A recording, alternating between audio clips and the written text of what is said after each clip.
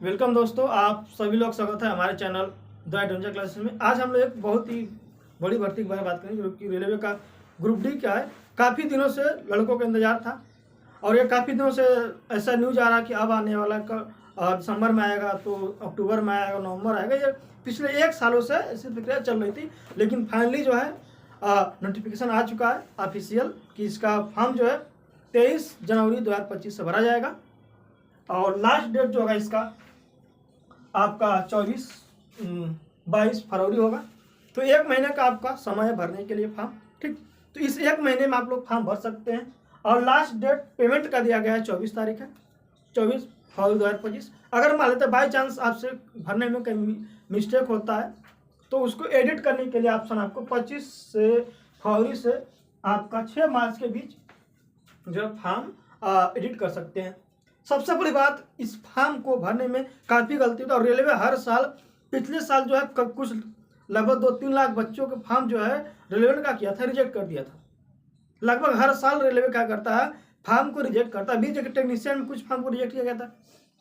पिछला भी पेपर हुआ एलपी का, उसमें भी कुछ लोगों का फॉर्म का रिजेक्ट हुए थे। ज़्यादातर तो टेक्नीशियन का जो ग्रेड 1 और ग्रेड 3 था, काफ़ी बच्चों का क्या हुआ था, शिकायत थी कि उनके फॉर्म को रिजेक्ट कर दिया गया।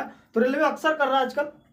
देखिए, वो कह रहा है कि आज से अगर हम 10 साल पहले जाते हैं और पीछे जाते हैं 5 साल, तो क्या था कि हम लोग मोबाइल से आराम से भर लेते थे फॉर्म, कैसा फोटो होता था एडिट कर लेते थे। लेकिन अब क्या ऐसा चीज़ें नहीं है, अब उसको क्या चाहिए विजुअल, क्योंकि कभी कभी क्या होता है कि उसमें पहचान नहीं हो पाती, फोटो में क्या होता है कभी कभी पहचान नहीं हो पाती थी, अब तो उसमें धांधली होने का टेंशन रहता है रेलवे का। अब क्या कर रेलवे सिर्फ को ऐसे फॉर्म को जहाँ पर उनको थोड़ा सा कंफ्यूजन लग रहा है कि यार हो सकता है फॉर्म दूसरे का हो, फोटो दूसरे का हो और सिग्नेचर मैच ना खाए, उस केस में रेलवे सीधा सीधा क्या करता है, कैंसिल करता है।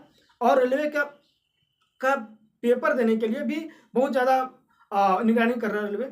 उसने सीधे सीधे मांग रखा है कि पहले आपको 2 डॉक्यूमेंट होना चाहिए रेलवे पेपर, आधार कार्ड तो अनिवार्य है, उसके बाद पैन कार्ड या फिर आपका वोटर आईडी होना चाहिए, जो जिस पर आपका फोटो विजुअल होना चाहिए। नहीं कि 2003 की फोटो लगा दे बचपन वाला, ऐसा नहीं चलेगा, क्योंकि आप लेके जाइएगा और वहाँ से आपको लौटा दिया जाएगा बिना एग्जाम दिए हुए।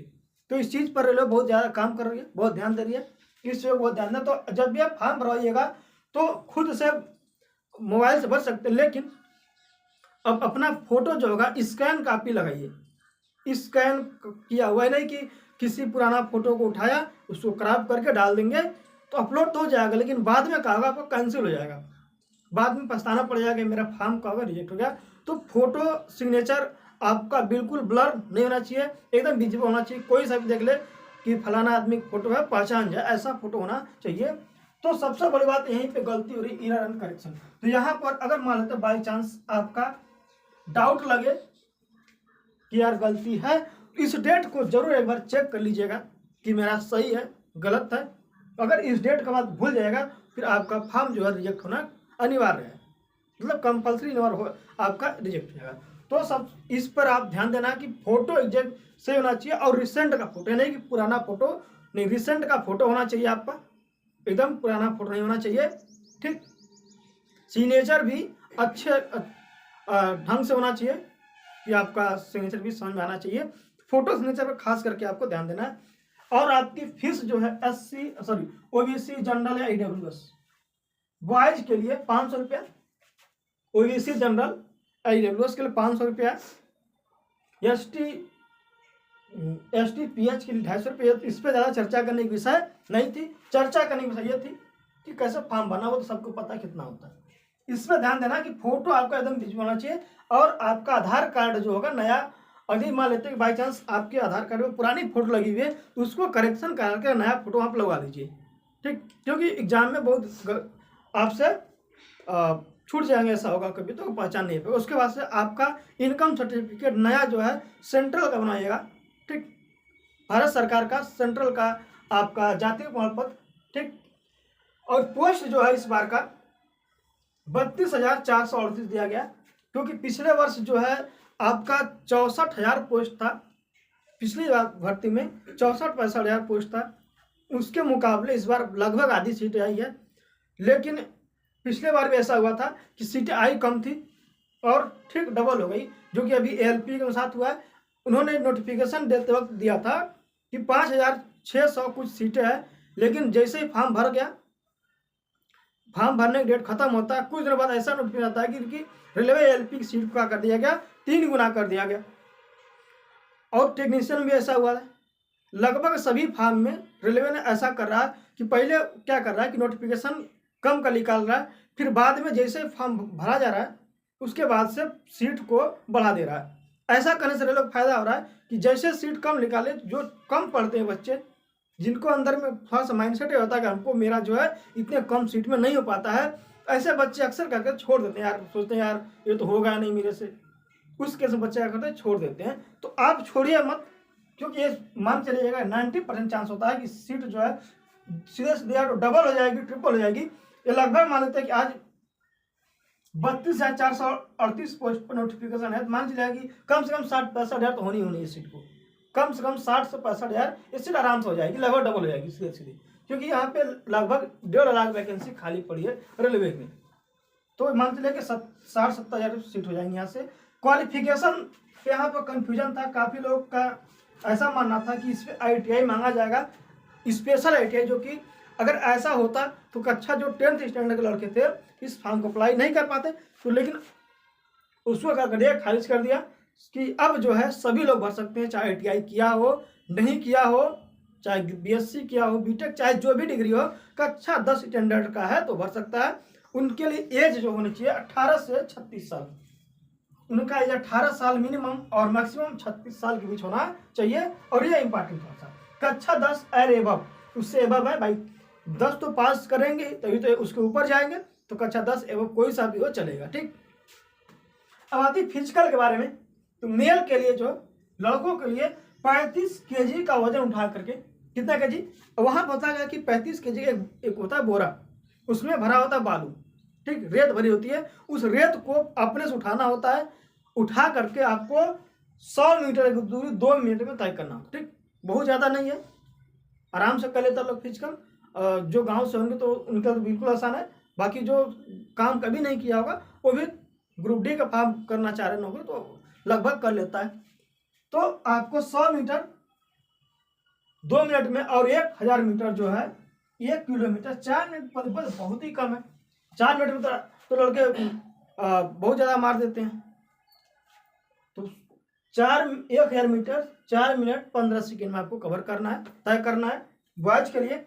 और फीमेल के लिए 100 मीटर की दूरी 20 kg उठा, कितना, male 35 kg, female 20 kg, 1000 meter 100 meter same 2 minute का समय। यहाँ पे वहाँ पे दौड़ भी 1000 मीटर का दौड़ है, इनको समय मिलेगा 5 मिनट 40 सेकेंड, क्या मिलेगा भाई 5 मिनट 40 सेकेंड का आपको दौड़ है। बाकी ये भर्ती जो है 32,438 है, ये अलग अलग जोन में, जैसा रेलवे में आपका 18 जोन है, तो अलग अलग जोन के हिसाब से भर्तियां होंगी, तो इसके लिए अलग से वीडियो बनाना पड़ेगा। तो मान चलिए कि अब जिसका जो पसंदीदा जोन होगा, जहां से हम कंफर्ट करना नौकरी होगा, जहां एग्जाम देने में भी, क्योंकि फर्स्ट स्टेज जो होगा आपका पेपर ऐसा नहीं बहुत दूर जाएगा, कहीं भी जाएगा, तो आप कहीं से भर सकते हैं, कोई टेंशन नहीं यहाँ पे, ठीक, क्योंकि पेपर एक ही होना है। तो यह रहा आपका फॉर्म भरने का तरीका, क्या भरना है। एक चीज़ बहुत ध्यान देना, फोटो और सिग्नेचर वाला, इसको आप लोग पॉइंट नोट कर लीजिएगा। अब इसके बाद आते हैं सिलेबस के बारे में बात करते हैं कि क्या सिलेबस है। देखिए, अगर सिलेबस की बात करिएगा तो साइंस में 25 क्वेश्चन होंगे, जिसमें फिजिक्स, केमिस्ट्री, बायोलॉजी और आपके मेडिकल साइंस और इन्वायरमेंट साइंस, तो 5 होते हैं। तो लगभग जो है 25 क्वेश्चन में 7 से 8 क्वेश्चन फिजिक्स के होते हैं, लगभग 7 से 8 क्वेश्चन फिजिक्स के होते हैं, और 6 से 7 क्वेश्चन बायोलॉजी के, और 5 से 6 क्वेश्चंस आपके होते हैं केमिस्ट्री के, और 2 से 3 क्वेश्चंस आपके आ जाते हैं इन्वायरमेंट एंड उधर मेडिकल साइंस के, ठीक। तो आपके 25 क्वेश्चन, और सारे क्वेश्चंस रहेंगे कक्षा 10 स्टैंडर्ड एनसीईआरटी तक, एनसीईआरटी क्लास 10 स्टैंडर्ड तक, इससे ऊपर नहीं जाना है आपको। कक्षा 10 स्टैंडर्ड का एनसीईआरटी पढ़ना है आपको, फिजिक्स, केमिस्ट्री, बायोलॉजी, अलग से थोड़ा सा पढ़ना था इन्वायरमेंट का, ठीक, जो कि फिजिक्स के ही पार्ट आते हैं। अब आते हैं रीजनिंग पे। रीजनिंग के 30 क्वेश्चन होंगे, 30 क्वेश्चन से जिसमें वर्बल भी होगा, नॉन वर्बल भी होगा। तो वर्बल में मान चलेगा यहाँ से 25 क्वेश्चन नॉन वर्बल का, 5 से 7 क्वेश्चन मतलब कि 23 से 25, 5 से 7 क्वेश्चन नॉन वर्बल को, किसके के, नॉन वर्बल के, सॉरी वर्बल के, 25 क्वेश्चन वर्बल नॉन वर्बल और 5 से 7 क्वेश्चन वर्बल, ठीक, जिसमें कि फिगर काउंटिंग, रोटेशन हो गया, फिगर मेकिंग हो गया, इस टाइप के प्रश्न, ठीक, आपके 5-6 क्वेश्चन उधर से आते। मैथमेटिक्स के 25 क्वेश्चन, जिसमें कि अंकगणित का और कक्षा 10 स्टैंडर्ड का क्वेश्चन। अंकगणित में कौन कौन आ गया, साधारण ब्याज, चक्रवृद्धि ब्याज, परसेंटेज, लाभ हानि बट्टा, ठीक, एज रिलेशंस, समानुपात, मिश्रण, परसेंटेज, तो ये सब जो होंगे आपके 25 क्वेश्चन यहाँ से बनेंगे। और यहाँ पे रेलवे में क्या है, आपके रेलवे में जीडी के पेपर में क्या होता है कि मेंसुरेशंस और यह कह लें कि ट्रिग्नोमेट्री से प्रश्न नहीं आता है जीडी में, लेकिन जीडी में और ग्रुप डी में ट्रिग्नोमेट्री से भी प्रश्न आता है, ठीक, और ग्रुप डी में ट्रिग्नोमेट्री से भी प्रश्न आता है, जो कि जीडी में ट्रिग्नोमेट्री से प्रश्न नहीं आते हैं और ज्योमेट्री से प्रश्न नहीं आता है जीडी वाले में। लेकिन रेलवे में ज्योमेट्री और ज्यामिति और त्रिकोणमिति दोनों से प्रश्न आता है आपके रेलवे ग्रुप डी पेपर में। बात आती है last 20 question GK GS and current affair. तो यहाँ से बहुत ज्यादा प्रश्न नहीं बनते हैं। अगर यहाँ पे रेलवे का में जिनको भी मान लेते हैं सिलेक्शन लेना है, तो रेलवे की सबसे अच्छी चीज होनी चाहिए, उसका साइंस बहुत अच्छी होनी चाहिए, मैथ, रीजनिंग। और जीके जीएस में क्या होता है, यहाँ पर लगभग कुछ ऐसे प्रश्न आते हैं जिसको सभी कर लेते हैं, कुछ ऐसे होते हैं जिसको कोई नहीं कर पाता है। अब यहाँ पर जिससे कि करंट, जीके जीएस, स्टैटिक, तो करंट से मान चलेगा कि 4 से 5 क्वेश्चन करंट, 5 क्वेश्चन करंट को होते हैं, 5 क्वेश्चन स्टैटिक के, 10 क्वेश्चन अब इतिहास, भूगोल, नागरिक से जो भी हो गया अलग अलग। तो यहाँ से मुख्य भूमिका होगी आपकी, यहाँ से जो फिक्स क्वेश्चंस होते हैं, जैसे कि मान लेते हैं दिवस हो गया, खेल, ट्रॉफियाँ, नृत्य हो गया, ठीक, और बाकी जो रचनाएं होती हैं उसके स्टैटिक में आते हैं। तो कौन सी नदी कहाँ निकलती है, सहायक क्या है, तो ऐसे प्रश्न स्टैटिक जी के ये बहुत बड़ा इंपॉर्टेंट रखता है। बाकी तो करंट को तो सबको पढ़ना है, जिसने अच्छा पढ़ा 2-3 नंबर ज़्यादा पाएगा, क्योंकि करंट ऐसे पूछते हैं जो कि सबको माइंड में नहीं रहता है, ठीक। तो करंट बहुत ज़्यादा सिलेक्शन की भूमिका हमको नहीं निभाने वाला है। इस आपके सिलेक्शन में जो भूमिका निभाने वाला है साइंस है, साइंस, रीजनिंग, ये दोनों बहुत ज़्यादा भूमिका निभाने वाला, मैथमेटिक्स। और जीके के जीएस का रोल बहुत ज़्यादा नहीं रहता है, लेकिन पढ़ना बहुत जरूरी है। तो आपके 100 क्वेश्चन होंगे, 100 क्वेश्चन में आपका होगा 100 अंक का। इस 100 अंक के लिए समय दिया होगा आपको 90 मिनट, 1.5 घंटा। अब इसमें एक चीज़ और होती है, रेलवे के पेपर में एक चीज़ बहुत बड़ा ध्यान देना होता है कि मैथ्स वर्किंग होती है, पहले तो 1/3 होता है, 1/3 नेगेटिव होती है। लेकिन यहाँ पे गलत चीज का लीजिए चाहे सही चीज का लीजिए, इसको नॉर्मलाइजेशन रेलवे में जो कि एसएससी नहीं करती है नॉर्मलाइजेशन, यहाँ पता है नॉर्मलाइजेशन। तो नॉर्मलाइजेशन को समझना थोड़ा कठिन होता है, क्योंकि इसका बेस स्टैंडर्ड समझना बहुत कठिन है। हमको जो पेपर देते विद्यार्थी उनको खुद नहीं पता होता किस बेस पर किसका नंबर बढ़ेगा किसका घटेगा। होता है कि अगर मान लो कोई शिफ्ट आपको कठिन आता है तो उसमें नंबर्स बढ़ते हैं, लेकिन कितना बढ़ेगा किसका बढ़ेगा ये नहीं पता होता किसी को। तो उसमें होता क्या, देखिए नॉर्मलाइजेशन होने का मतलब यह है कि हमको ध्यान कर देना है।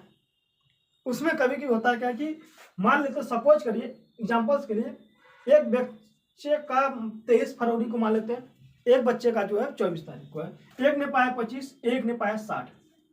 आप कभी देखिएगा कि 55 वाले का मतलब 55 पाया, एक ने पाया 60।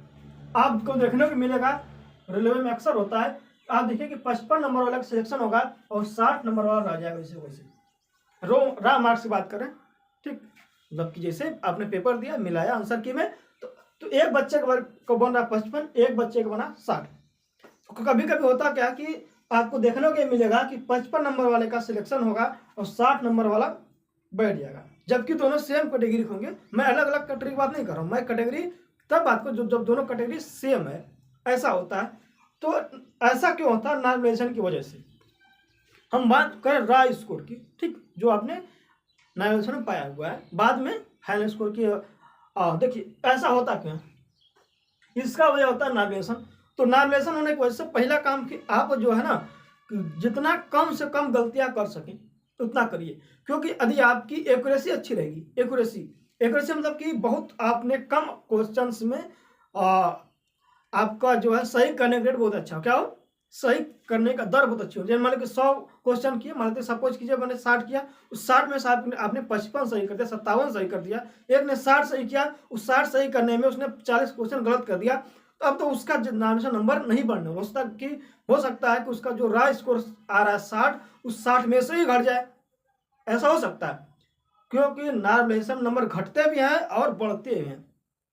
कभी कभी ऐसा होता है कि लड़कों का मैक्सिमम जो है 20 नंबर बढ़ता है, एक दोनों नहीं 20 नंबर तक बढ़ जाता है। कई केस ऐसे आते हैं जिसमें लड़के का रहता है 55 नंबर रॉ स्कोर, और जब फाइनल मेरिट आती है उसका आता है 75 नंबर। कुछ ऐसे बच्चे होंगे जिसका 60 रहेगा, उनका आएगा जब फाइनल रिजल्ट का नंबर तो देखिएगा उनका 55 हो गया, घट गया।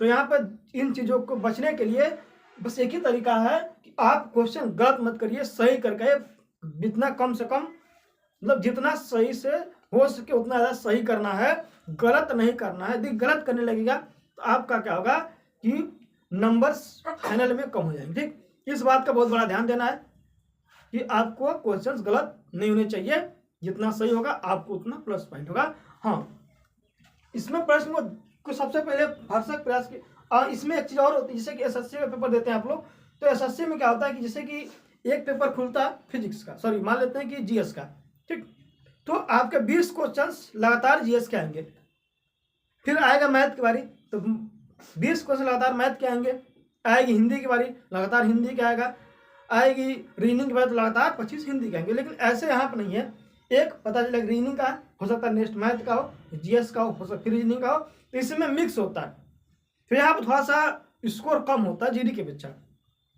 एसएससी में आप पेपर दीजिएगा तो एसएससी में ज़्यादा क्वेश्चन करके आइएगा, और सेम आप दीजिएगा जीडी में और रेलवे के पेपर में तो आप उतना अटेम्प्ट नहीं कर पाए। क्यों ऐसा होता क्या है कि हम जैसे मैथ क्वेश्चन करते हैं सब कुछ कीजिएगा और लगातार 25 तो मैथ आ जाए तो हमारा पूरा माइंड सेटअप मैथ की तरफ चला जाएगा और हम सारे कर देंगे। अब रेलवे में क्या होता है, आपका माइंड सेट गया मैथ पर, नेक्स्ट क्वेश्चन ले जाइए फिर उठा करके माइंड को रीजनिंग पे, तो यहाँ पर माइंड थोड़ा सा डाइवर्ट हो जाता है और क्वेश्चंस कॉम्पिटेंट हो पाता है और इसमें गलती होने की संभावना बढ़ जाती है।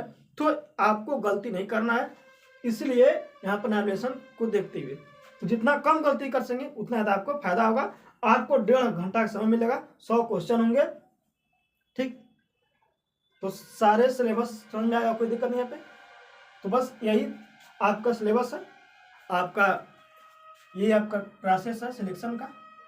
बस आज के लिए इतना ही, फिर मिलेंगे कभी नेक्स्ट वीडियो में। यदि आप लोग के वीडियो अच्छा लगा तो लाइक कीजिएगा और सब्सक्राइब कीजिए। धन्यवाद।